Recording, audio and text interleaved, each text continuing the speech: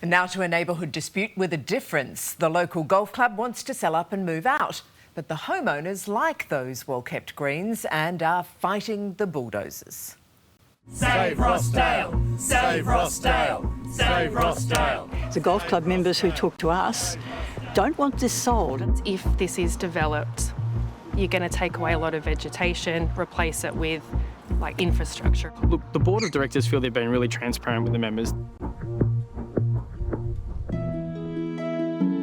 Tucked away in the Bayside area known as Melbourne's Sandbelt, Rossdale Golf Club offers an affordable 18 holes for locals who have a few tricks to share when the cameras are rolling. Nice one. Rossdale General Manager Andrew Noonan keeps an eye on the 43-hectare course and runs the club's business operation, an enterprise struggling for cash. Unfortunately, for close to a decade now, the club's been running at pretty significant financial losses and just hasn't been able to turn the dial back to become a profitable business. And unfortunately, that brings us to where we are at the moment. Among the reasons for this below-par financial situation was a former employee jailed for fleecing members of more than $250,000. The club has decided to try and have the course rezoned as residential land, hoping to sell to a developer and move to even greener pastures. Look, the club's looking to go through a rezoning process so that it can maximise the asset for its members. It sees it really important that the members can maintain a connection with their golf club.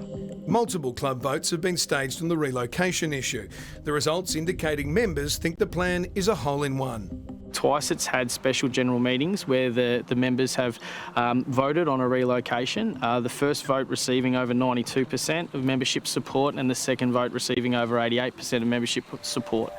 But locals who are not members living within a good 3 wood of Rossdale are ready to hammer out their opposition to the rezoning plans. I've been to the information sessions the golf club has run, and it's all predicated on the fact that it will go and it will be housing.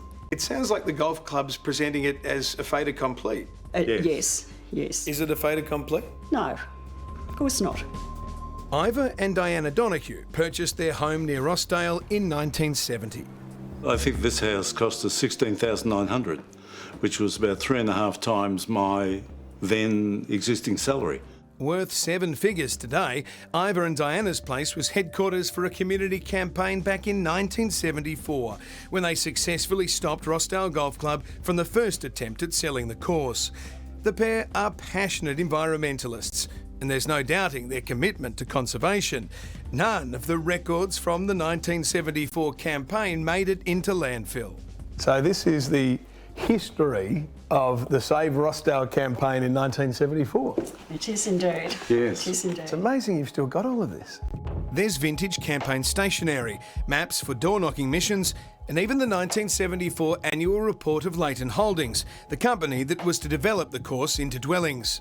So this is your handwriting in 1974. 1974. At the Leighton Holdings AGM. Yes, which was covered by Channel 9. Is that right? Yeah. You're here at the beginning and at the end. But we're not at the 18th hole yet.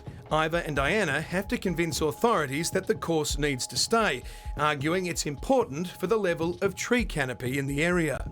Our council has a climate change policy they've had for several years now, and I think everybody is realising that tree canopy is very important for climate change reasons. We're getting a big heat bank effect, so we need our trees more than ever.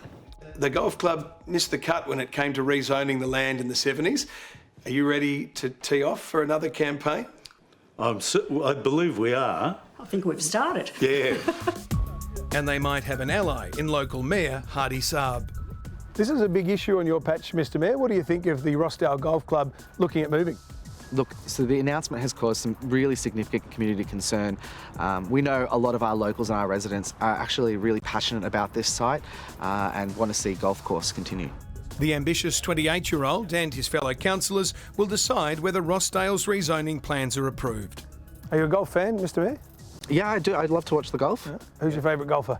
Well, I can't tell. Woodsy is like my favourite, but you know, I don't know all the players. I can't say. Yeah. Easy, Tiger. The golf club insists they are doing things the fair way. They say they have financial policies in place that means any money made from a sale would have to be reinvested back into the club and its facilities. So this match-up continues with neither side prepared to wave the white flag. We understand that the local members have an important role to play. We'd really love to engage with them. We want to ensure that we go through the process, welcome all the feedback and get the best result for everybody.